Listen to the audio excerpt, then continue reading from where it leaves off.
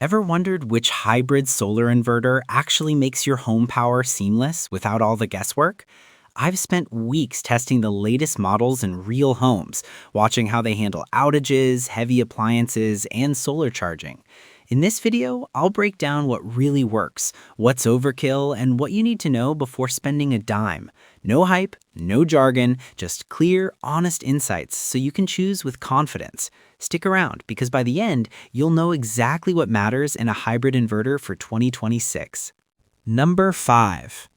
AN-SCI-ES 80A. I've been using this inverter mainly as a home backup, and day-to-day it's been pretty solid. When the power cuts, my Wi-Fi, lights, laptop, and even the TV stay on without that annoying reboot. You honestly forget the grid went out, which is kind of the point. I also like that it works smoothly with solar during the day, so the batteries don't get hammered as much. What I liked most is how simple it feels once it's set up. It just does its job quietly in the background. What I didn't love is the power limit. You do have to think twice before turning on anything heavy. This is great if you want reliable backup for essentials. If you're trying to run ACs or big appliances, this isn't the one. Number 4. Sumry 4000W. The power used to drop right in the middle of the day, usually when the fridge was running and someone was working from home. It wasn't dramatic, just annoying. Lights off, Wi-Fi gone, everything paused. That's when this inverter came into the picture. It just quietly took over. During the day, it runs straight from the solar panels, so most of the time you don't even think about where the power is coming from. The screen sits there like a calm dashboard, letting you know things are fine without needing attention. What I really liked is that it handles daily life easily. Fridge, fans, TV, no fuss. The downside is setup. It's not something you casually plug in. You need to be a bit careful getting it installed right. If you're serious about using solar at home, I'd recommend it. If you want simple and portable, maybe not. Number 3. PowMr SunSmart 5W.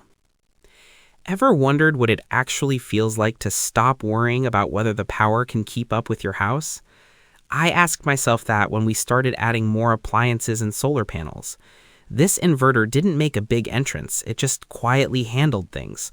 Lights, fridge, internet, even heavier loads all ran without that constant mental math of what can I turn on next. Over time, you notice the calm more than the machine. The big strength is how much room it gives you to grow. You're not boxed in if your power needs increase. The downside is that it's not a casual setup. You need to plan it properly or have someone who knows what they're doing. If you're building a serious home or small business power system, it makes sense. If you just want simple backup for a few devices, it's probably more than you need. Number 2. EASUN Power 12kW. I'll be honest, I don't trust big inverters easily, and this one took time to earn that trust. After living with it for a while, what changed my mind was how little I had to think about power anymore. The house just runs. Heavy loads don't cause flickers, switching between solar and grid is smooth, and nothing feels strained. That kind of reliability only shows up after weeks of normal use, not on day one. What I genuinely like is the flexibility. Solar, grid, batteries, it adapts to how you actually live, not the other way around. The flaw? It's not forgiving if you rush the setup. This isn't something you slap on a wall and figure out later. If you're experienced with solar or working with a proper installer, it's a solid choice. If you want simple backup power, this will feel like too much machine. Number 1. ANENJI 6.2 kW. Power cuts used to disrupt the whole house. Now with this inverter, it's almost effortless. During the day, solar panels take care of things. At night, the grid steps in smoothly. The lights stay on, the fridge hums along, my work doesn't skip a beat. What stands out is how efficiently it uses the solar energy. You don't see it wasting power, and the Wi-Fi lets me check everything without walking to the unit. It feels low maintenance, almost invisible in daily life.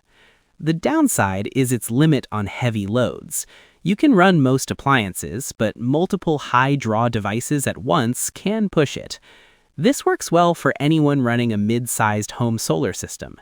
If you need constant high power for a big house or just want a simple UPS, this isn't the right fit. That's it for today's rundown. I hope it helped you get a clearer picture of what to look for in a hybrid solar inverter. If you want to dive a bit deeper or see the models I mentioned, I've dropped some links in the description. You can check them out at your own pace. Thanks for watching, and I'll catch you in the next one.